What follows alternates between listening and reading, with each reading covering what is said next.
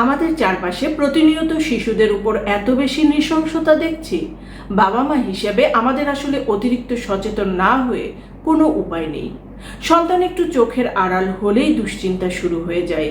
তাকে নিরাপদ রাখতে আমরা বাবা মায়েরা চেষ্টার কোনো কমতি রাখি না, কত কী না করি। কিন্তু একটা ছোট্ট প্রশ্ন, আপনি কি আপনার সন্তানকে গুড টাচ আর ব্যাড টাচ সম্পর্কে ধারণা দিয়েছেন? একেবারে ছোট থেকেই এই ধারণাটা দেওয়া উচিত।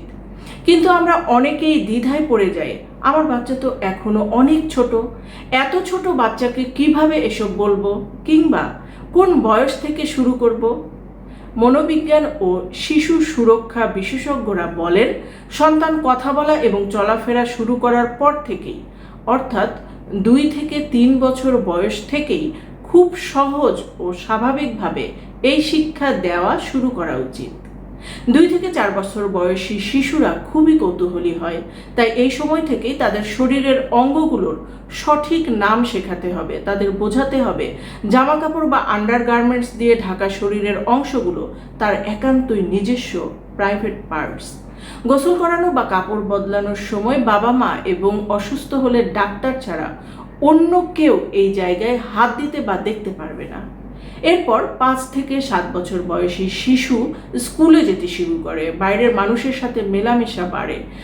তাই এই বয়সে স্পষ্টভাবে গুড টাচ ও ব্যাড টাচের পার্থক্য শেখানো দরকার। সন্তানকে শেখান আদর করে মাথায় হাত দেয়া, হ্যান্ডশেক করা বা কোলাকুলি স্বাভাবিক, কিন্তু কোলাকুলি যদি আপনার সন্তানকে অস্বস্তিতে ফেলে তাহলে সেটা না করাই ভালো। শিশুকে শেখান ভুল করেও তার একান্ত ব্যক্তিগত অঙ্গে যাতে কেউ হাত না দেয়।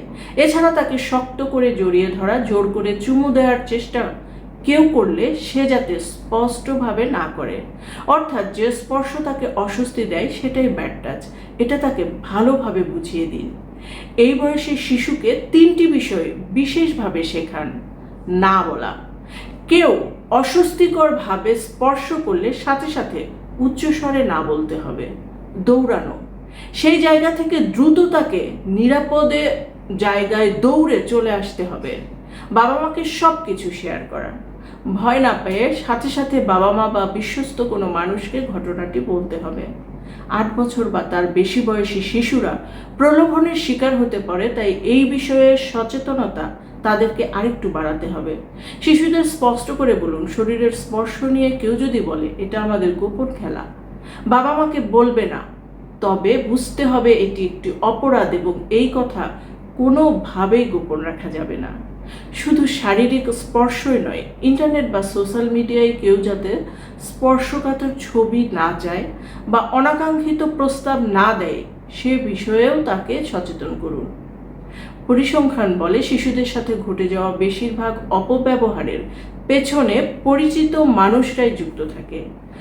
অপরাধীরা প্রলোভন দেখায়, ভয় দেখায় বা গোপন রাখার শর্ত দেয়।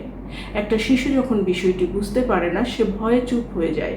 কিন্তু আমরা বাবা মা বা অভিভাবক যদি একদম ছোট থেকেই সন্তানের সাথে বন্ধুত্বপূর্ণ সম্পর্ক তৈরি করি এবং তাকে গুড টাচ বা ব্যাড টাচ সম্পর্কে সঠিক শিক্ষা দেয়া হয় এবং শিশু যদি বিশ্বাস করে বাবা মাকে বললে তারা তাকে বকবে না, বিশ্বাস করবে, তাহলে সে অনেকটাই নিরাপদ বোধ করবে এবং এ ধরনের যৌন হয়রানি হওয়ার সম্ভাবনা কম থাকবে। আর গুড টাচ এবং ব্যাড টাচ শুধু যে মেয়ে শিশুকেই শেখাবেন তা নয়, ছেলে সন্তানকেও বিষয়টা পুরোপুরিভাবে বুঝিয়ে দিতে হবে। সব জায়গায় পাহারা দিয়ে সন্তানকে আগলে রাখা অসম্ভব, কিন্তু তাকে সঠিক সচেতনতা দিয়ে শক্তিশালী করে তোলা পুরোপুরি আমাদের হাতে। তাই আজই আপনার সন্তানের সাথে গল্প করতে করতে এই নিরাপদ বাউন্ডারিগুলো চিনিয়ে দিন। আপনার, বিশেষ করে বাবা মার সচেতনতাই পারে আপনার সন্তানের শৈশবকে নিরাপদ ও সুন্দর রাখতে।